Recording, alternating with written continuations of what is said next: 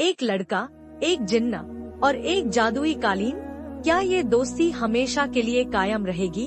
रमजान के महीने में शुरू हुई एक अनोखी दोस्ती की दास्तान। जब एक लड़का एक जिन्न से मिलता है तो एक नई दुनिया खुलती है। क्या दोस्ती की ताकत हर मुश्किल को पार कर सकती है? जानने के लिए देखिए ये रोमांचक वीडियो। अहमद एक छोटे से गांव में अपनी अम्मी और अब्बू के साथ रहता था। गांव हरा भरा था, चारों तरफ खेत और पेड़ थे। अहमद का घर गांव। एक दिन रमजान का महीना शुरू हुआ। गांव में हर तरफ एक अलग ही रौनक थी। बच्चे रोजे रख रहे थे, तरावीह की नमाज हो रही थी और हर घर में इफ्तार की तैयारियां चल रही थी। अहमद भी रोजे रखना चाहता था, लेकिन उसकी अम्मी ने कहा कि वह अभी छोटा है और उसे रोजे रखने के लिए थोड़ा और बड़ा होना पड़ेगा। अहमद उदास हो गया। वह सोचता था कि काश वह भी रोजे रख पाता और जिन्नों के साथ इफ्तार कर पाता। एक दिन रमजान के महीने में अहमद गांव के बाहर एक पुराने खंडहर में खेलने गया। खंडहर बहुत ही डरावना था।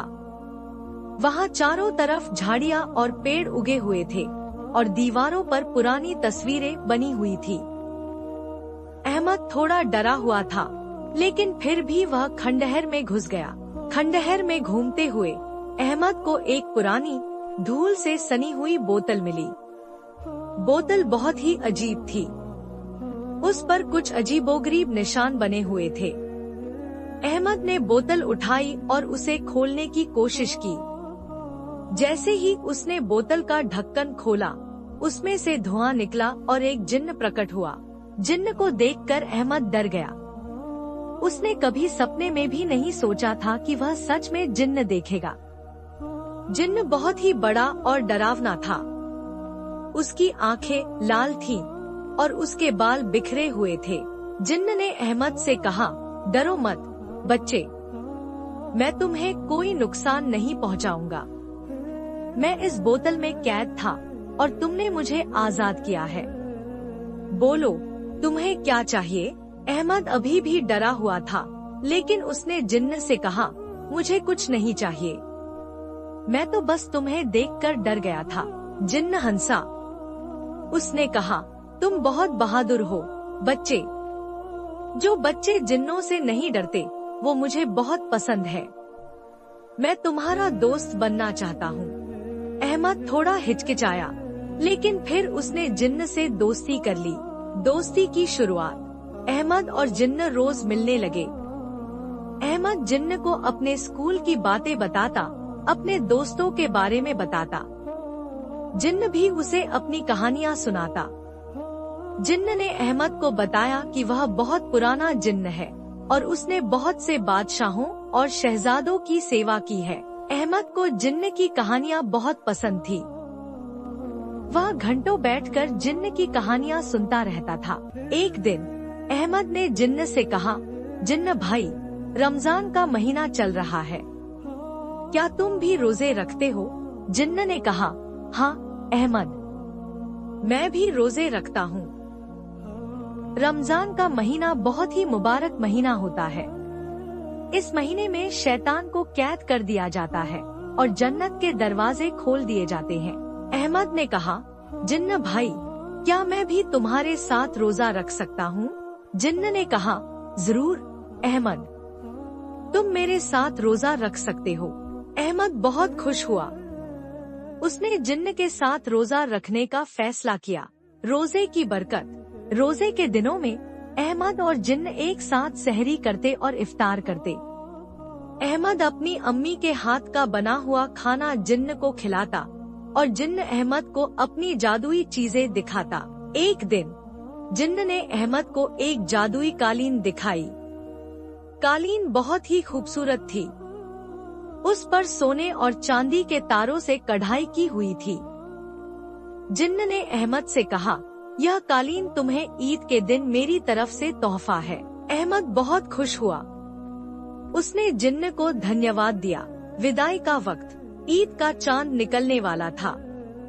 एक दिन जिन्न ने अहमद से उदास होकर कहा, अहमद, अब मुझे जाना होगा।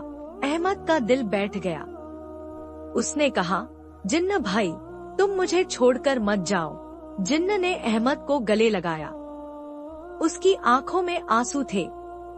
उसने कहा, अहमद, मुझे वापस बोतल में जाना होगा। यह मेरा वक्त है, लेकिन मैं तुमसे वादा करता हूँ कि मैं तुमसे फिर मिलूंगा। जिन्न बोतल में दाखिल हो गया। अहमद उदास होकर घर लौट आया। उसकी आंखें नम थी। अहमद ने अपनी अम्मी और अब्बू को जिन्न के बारे में बताया। उन्होंने अहमद से कहा कि जिन्न एक अच्छा दोस्त था और उसे हमेशा याद रखना चाहिए। अहमद ने जिन्न को कभी नहीं भुलाया। वह हमेशा उसकी कहानियों को याद करता रहा और उसका इंतजार करता रहा। उसे यकीन था कि उसका दोस्त जिन्न उससे एक दिन जरूर मिलेगा। कई साल बीत गए। अहमद बड़ा हो गया। वह स्कूल जाने लगा। उसने बहुत से दोस्त बनाए, लेकिन वह जिन्न को कभी नहीं भूला। एक दिन अहमद अपनी अम्मी के साथ गांव के बाहर घूमने गया। वह उस पुराने खंडहर में गया जहां उसे जिन्न मिला था। खंडहर में पहुंचकर अहमद ने उस पुरानी बोतल को ढूंढा। बोतल अभी भी वही थी, धूल से सनी हुई। अहमद ने बोतल उठाई और उसे खोल दिया। कुछ नहीं हुआ। अहमद उदास हो गया। वह सोचने लगा कि शायद जिन्न अब कभी नहीं आएगा। वह बोतल को लेकर घर लौट आया। मिलन कई साल और बीत गए। अहमद अब एक जवान आदमी बन गया था। उसने शादी कर ली थी और उसके 2 बच्चे थे। एक दिन अहमद अपने बच्चों के साथ खेल रहा था। खेलते खेलते उसे वह पुरानी बोतल मिली। उसने बोतल उठाई और उसे खोल दिया। इस बार कुछ हुआ।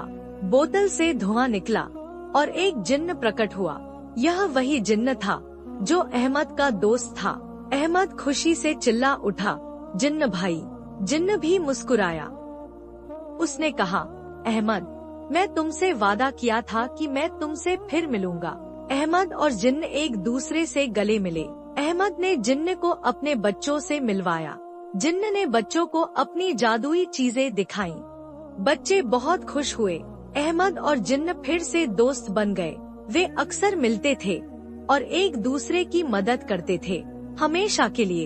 एक दिन जिन्न ने अहमद से कहा, अहमद, अब मुझे जाना होगा। अहमद उदास हो गया। उसने कहा, जिन्न भाई, तुम मुझे छोड़कर मत जाओ। जिन्न ने अहमद को गले लगाया। उसने कहा, अहमद, मुझे वापस बोतल में जाना होगा। यह मेरा वक्त है, लेकिन मैं तुमसे वादा करता हूँ कि मैं तुमसे फिर मिलूंगा। जिन्न बोतल में दाखिल हो गया। अहमद उदास होकर घर लौट आया, लेकिन वह जानता था कि जिन्न उससे फिर मिलेगा, क्योंकि सच्ची दोस्ती कभी नहीं मरती। यह कहानी दोस्ती की ताकत और वादे की अहमियत को दर्शाती है। यह हमें सिखाती है कि सच्ची दोस्ती किसी भी मुश्किल को पार कर सकती है। अगर आपको यह कहानी पसंद आई तो हमारे चैनल को सब्सक्राइब करना न भूलें। हम आपके लिए और भी ऐसी ही रोमांचक और भावनात्मक कहानियाँ लाते रहेंगे। खुदा हाफिज।